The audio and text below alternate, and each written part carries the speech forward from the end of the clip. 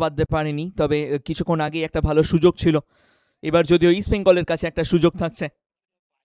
মনতোষ মাঝি বেশ ভালো পায়ের কাজ দেখিয়ে সুন্দরভাবে ল্যাটারাল বল, সেখান থেকে সুইচ করে ডান প্রান্তে বল, জয়বাজ হালকা টোকা ইনসাইড আউটসাইড করে বিজয় মুর্মুর সেন্টার, এবং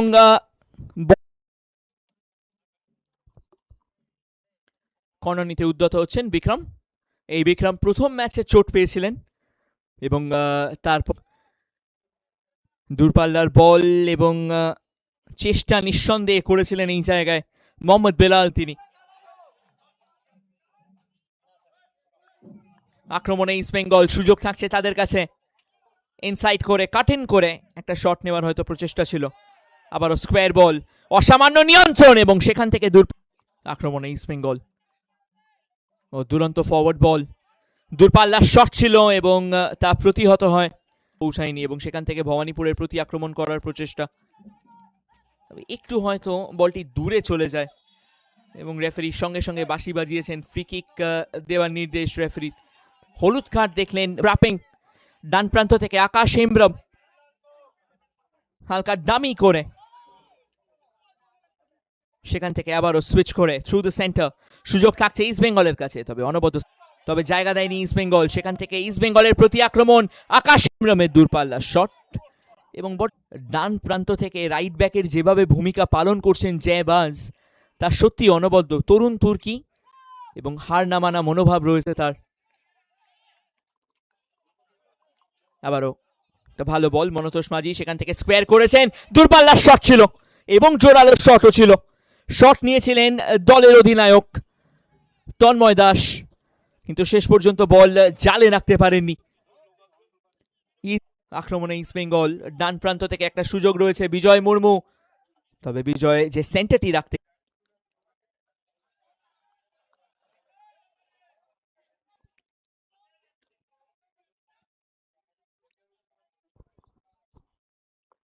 তন্ময়ের কর্নার, যথেষ্ট ফ্ল্যাট কর্নার, একটা সুযোগ হয়তো তৈরি হয়েছিল এই জায়গায়, অনেকটা আনপ্রেডিক্টেবিলিটি ছিল। সেখান থেকে প্রতি আক্রমণ ভবানীপুরের, বারিক থেকে সিমলিয়ে নিজের শৈল্পিক সত্তা তুলে ধরার চেষ্টা, দুরন্ত স্কোয়ার বল, এবং সেখান থেকে দূরপাল্লার শট, অল্পের জন্য লক্ষ্যচ্যুত। ওয়ান পানিজও চলে এসেছিলেন এবং বা পায়ের আউটসাইড করে ইন স্টেপে যে শটটি রাখলেন তা কিন্তু সত্যি প্রশংসনীয়, তবে প্রশংসা নিদর্শন রাখছেন বাদিক থেকে বিজয়। হালকা টোকায় আবারও তন্ময়, শট নেবেন কি, ফার পোস্টে বলটি রেখেছিলেন বটে, দুরন্তভাবে বল ছিনিয়ে নিতে সক্ষম ইস্ট বেঙ্গল। সুযোগ থাকছে আরেকটি আক্রমণ তুলে আনার, হালকা টোকায় সামনের দিকে খেলে দিয়েছে, অসামান্য কম্বিনেশন প্লে, মোহাম্মদ বিলালের কাছে সুবর্ণ সুযোগ, এবং অনবদ্য সেভ আদিত্য পাত্রর, গোল ছেড়ে বেরিয়ে এসে অ্যাঙ্গেলটি ছোট করে দেন, তবে মোহাম্মদ বিলাল এই জায়গায় বলটি জালে রাখ, অসামান্য পাসিং তন্ময় থেকে মনতোষ সেট করে দেন মোহাম্মদ বিলালের জন্য, তবে প্রশংসা করতে হবে আদিত্য পাত্রর। এবার কিন্তু অনেকটা আউট মাসেল করে বেরিয়ে এসছেন শুভঙ্কর দাস, আটকাতে ব্যর্থ হয়েছেন বিজয়কে। সুযোগ থাকছে ইস্ট বেঙ্গলের কাছে, এবং এই জায়গায় যে ফরওয়ার্ড বল শুভঙ্কর করেছিলেন কিনা সেটা একবার দেখতে হবে, নাকি পাপুইয়া ছিলেন এই জায়গায়, যেভাবে চার্জটা চেষ্টা, তবে ঠিক আছেন মনতোষ, এবং সঙ্গে সঙ্গে মনতোষের কাছে, এবং এখনো পর্যন্ত বিমলেন্দু মণ্ডল যেভাবে খেলোয়াড়দের বুঝিয়ে দিয়েছেন তার সিদ্ধান্তগুলি, তা কিন্তু সত্যি দেখে ভালো লাগছে। তবে নিঃসন্দেহে সেই সিদ্ধান্ত নিয়ে হয়তো কিছু দলের অধিনায়ক জিতেন মুর্মু, তবে তাতে খুব একটা বিচলিত হয়তো নন বিমলেন্দু।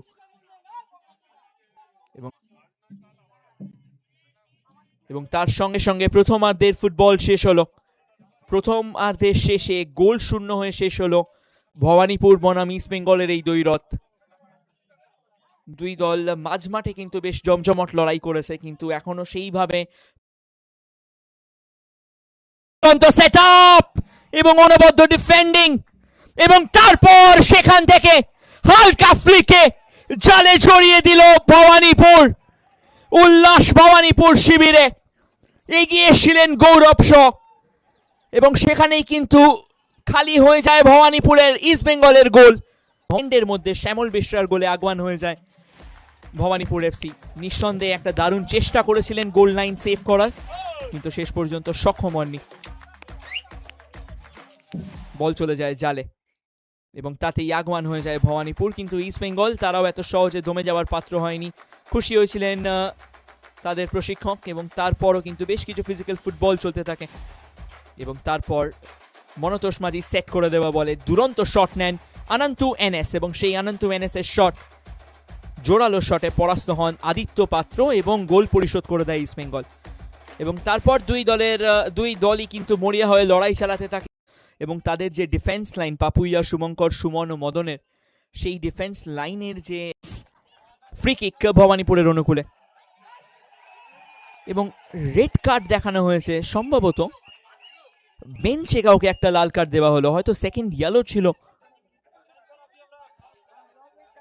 তবে খেলে দিয়েছেন বাম প্রান্তে, সিমলিয়ে উপস্থিত, সিমলিয়ে ব্যাকফ্লিক, সেখান থেকে সেন্টার, প্রস্তুত ইস্ট বেঙ্গল রক্ষণ, এবং আরেকটি সুযোগ ব্যাহত করতে সক্ষম তারা। সেখান থেকে প্রতি আক্রমণ কি আসবে, যথেষ্ট চ্যালেঞ্জ করেছে এবং ডাবল ফুটের চ্যালেঞ্জ।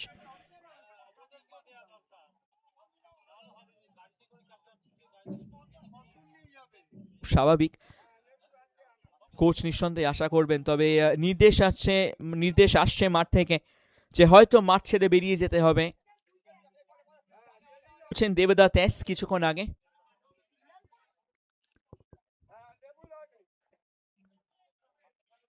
এবং আমরা মাঠ থেকে যা কনফার্মেশন পাচ্ছি দেবদত্ত এস তিনি মাঠে আসবেন মোহাম্মদ বিলালের জায়গায়।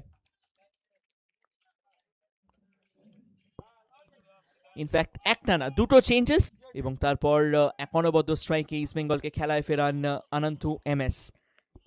সেই অনন্তু এনএস এখনো মাঠে রয়েছেন। কেমিস্ট্রি দুই দলই দেখিয়েছে। দেবদত্ত কিছুক্ষণ আগেই মাঠে এসছেন, মোহাম্মদ বিলাল চোট পেয়েছিলেন, দূরপাল্লা শট এবং অনবদ্য এক গোল হতে পারত। সেখান থেকে আবারও সাইড ভলি এবং কোনো মতে হেড করে পরিস্থিতি সামাল দিয়েছে। তবে ইস্ট বেঙ্গল আক্রমণে বিজয় মুর্মু ইনসাইড আউটসাইড করে সেন্টার এক পিস ইস্ট বেঙ্গলের, কর্নার ভাসাবেন তন্ময়ের ফ্ল্যাট কর্নার, সেখান থেকে একটা গ্লান্সিং হেডারের প্রচেষ্টা নিঃসন্দেহে ছিল বিজয় মুর্মু, সেখান থেকে আবারও তন্ময়ের সেন্টার একটু ফ্ল্যাট হয়ে যায়। ভবানীপুর খুব সহজেই সেই বল চিনিয়ে নিয়ে কোচের পর্দায়। ভবানীপুরের আক্রমণ, বাম প্রান্তে অনেকটা জায়গা রয়েছে, একটু বলটিকে নিয়ন্ত্রণ করে হালকা টোকায় সামনের দিকে খেলার চেষ্টা, শ্যামল বেশরা একটু টাফ কোন,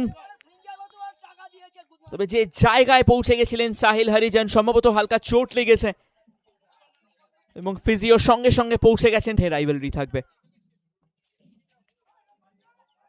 তবে এই তরুণ তুর্কি জয়বাজ হয়তো ক্ষমা প্রার্থীও বিমলেন্দু মণ্ডলের কাছে, এবং বিমলেন্দু মণ্ডল বুঝিয়ে দিচ্ছেন তাকে যে কি হয়েছিল, কি ঘটনাটি ঘটেছিল। তবে যে ফুটবলটা খেলছেন এই জয়বাজ, আশা করাই যায়। আবারও ভবানীপুরের কাছে বল, সেই সাহেল হরিজন, একটু অদ্ভুত বাউন্স ছিল বলটিতে, তাই বলটিকে নিয়ন্ত্রণ করতে পারেননি। এবং জয়বাজ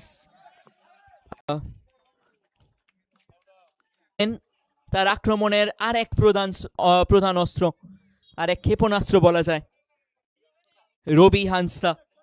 এই রবি হান্সদা যথেষ্ট ক্লাচ ফুটবলার একজন, এবং বড় ম্যাচে গোল করতে ভালোবাসেন, এবং তার উপর হয়তো গুরুদায়িত্ব আসতে পারে আজকের ম্যাচটিতে যদি ভবানীপুরের ভাগ্য পরিবর্তন করতে হয়। আবারও দূরপাল্লার বল, মাঠের বাইরে গেছেন সিমলিয়ে,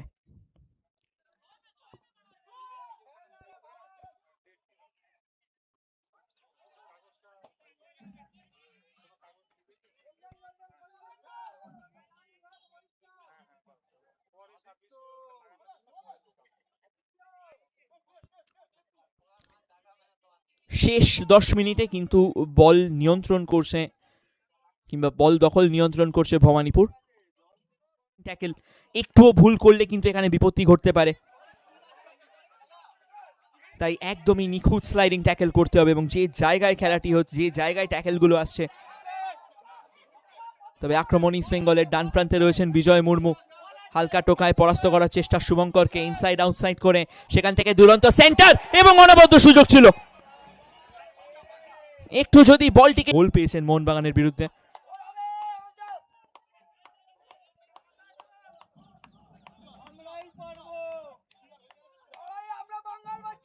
রয়েছেন দেবদত্ত, রয়েছেন চাকু মান্ডি। ডান পায়ের আউটসুইঙ্গার সম্ভবত, যদি না গ্রাউন্ডে রাখেন। ডান পায়ের ভাসমান আউটসুইঙ্গার এবং আদিত্য পাত্র দুরন্ত সেভ এই জায়গায়, সময় মতো লাফিয়ে যেভাবে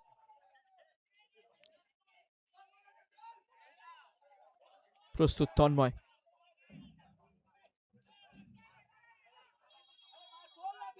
রেফারি একটু হয়তো কথা বলার জন্য খেলা দাঁড় করিয়েছিলেন।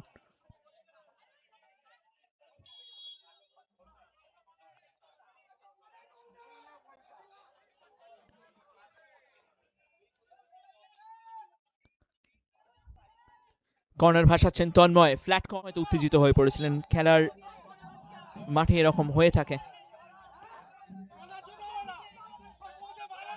আবারও ফরওয়ার্ড বল ভবানীপুরের, তবে প্রস্তুতি ইস্ট বেঙ্গল। আবারও চেষ্টা ভবানীপুরের, নিরন্তর আক্রমণ তুলে আনার চেষ্টা, তবে সেইভাবেই কিন্তু রক্ষণেও জমাট রেখে অনবদ্য ডিফেন্ডিং ইস্ট বেঙ্গলের বিমলেন্দু মণ্ডল। আজকের খেলা অমীমাংসিত হয়ে শেষ হলো। দুই দলই কিন্তু মরিয়া লড়াই চালিয়েছে শেষ মুহূর্ত পর্যন্ত সেই উইনিং গোলটার, কিন্তু সেই উইনিং গোলের অন্বেষণ শেষ পর্যন্ত অধরা রয়ে গেল। এবং 90 মিনিটের শেষে 1-1 হয়ে শেষ হলো ভবানীপুর বনাম ইস্ট বেঙ্গল, এবং দুই দলই কিন্তু অপরাজিত রয়ে গেল। ভবানীপুর, এটা ছিল তাদের সপ্তম ম্যাচ, 7 ম্যাচের পর তাদের সংগ্রহ 17 পয়েন্ট, এবং অপর প্রান্তে ইস্ট বেঙ্গল, এটা ছিল তাদের ষষ্ঠ ম্যাচ এবং 6 ম্যাচের শেষে তাদের সংগ্রহ 14 পয়েন্ট। extra time